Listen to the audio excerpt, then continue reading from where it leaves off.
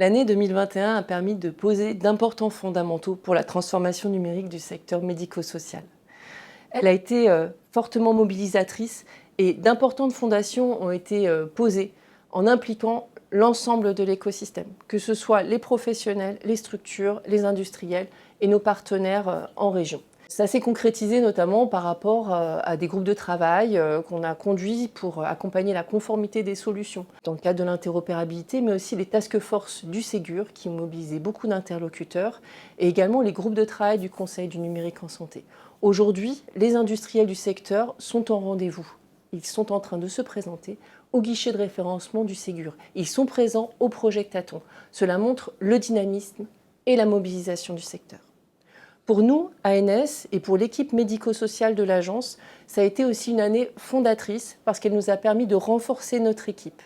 Notre équipe médico-sociale est résolument transversale et vise en effet à travailler avec l'ensemble des équipes de l'agence avec deux missions principales. La première, c'est de faire en sorte que notre offre de services, produits et services puisse parfaitement prendre en compte les besoins du secteur social et médico-social.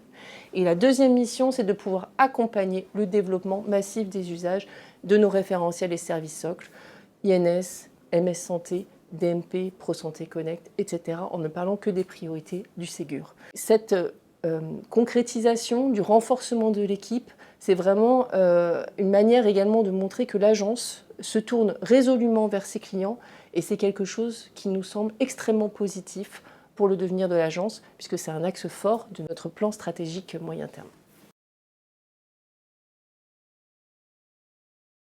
En 2022, nous allons bien évidemment continuer tout le programme de travail que nous avons conduit sur 2021, qui concerne à la fois des activités en tant qu'opérateur, que régulateur et que promoteur et valorisateur des usages.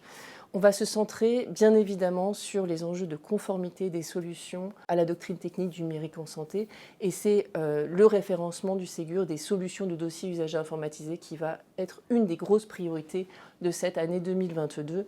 Mais également, à côté de ça, une fois que les solutions en effet sont conformes, il va falloir en effet accompagner le développement des usages. Et c'est tout un écosystème qui va se mobiliser, donc nous ANS, mais avec l'ensemble de nos partenaires, pour faire en sorte que des milliers d'établissements et services médico-sociaux puissent développer massivement des usages, d'échanges et de partage de données de santé en toute confiance.